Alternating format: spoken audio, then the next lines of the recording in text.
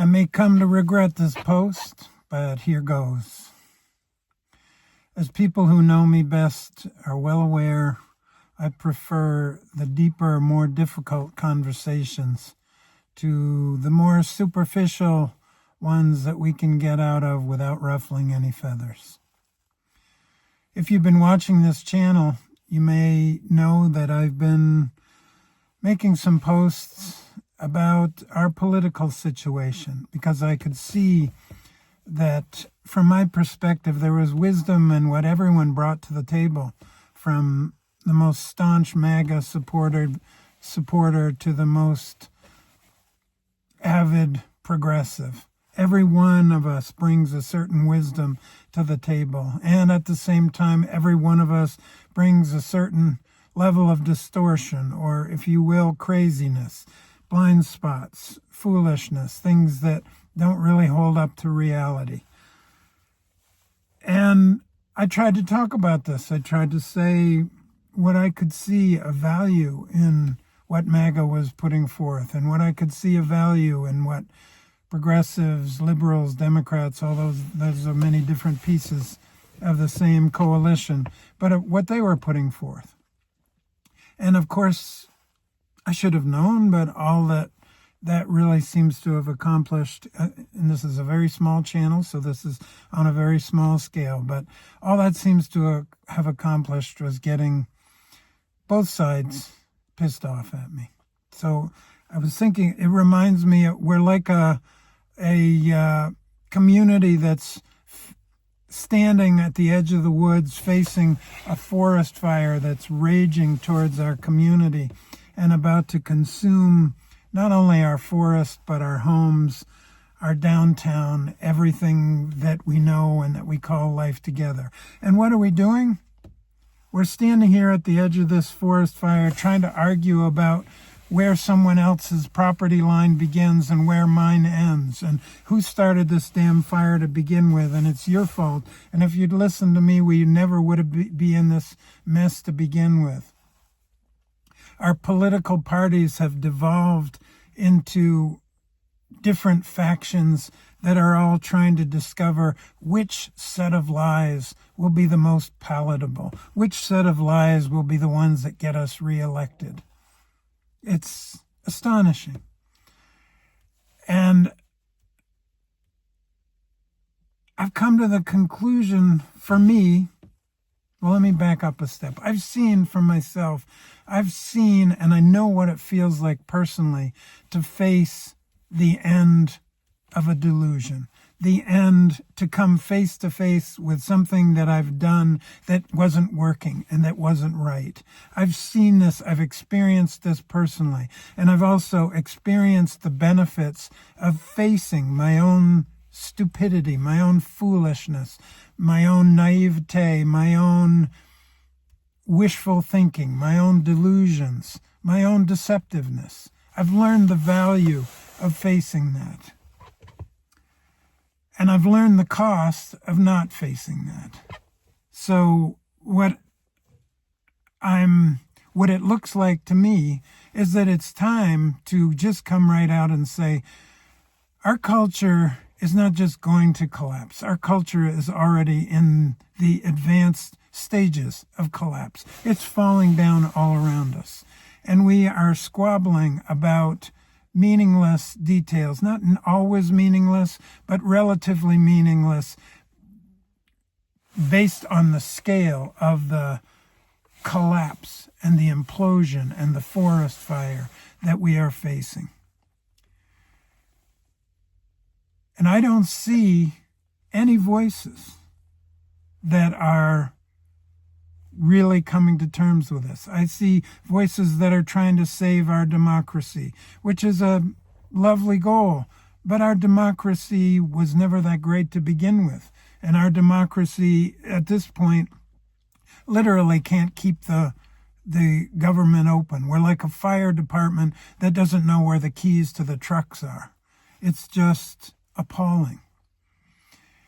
So what does it mean to face the collapse of our culture, of life as we've known it, not just individually, as I have had to do, but culturally, something that not only is going to affect, but is now directly facing all of us.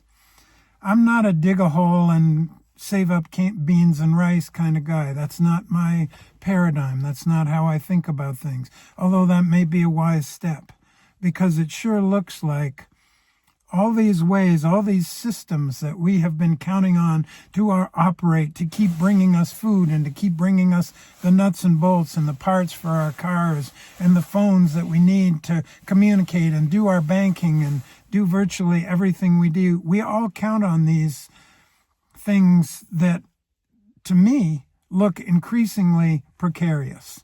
So I don't know what it will mean for each one of us to prepare for a collapse that is already well underway.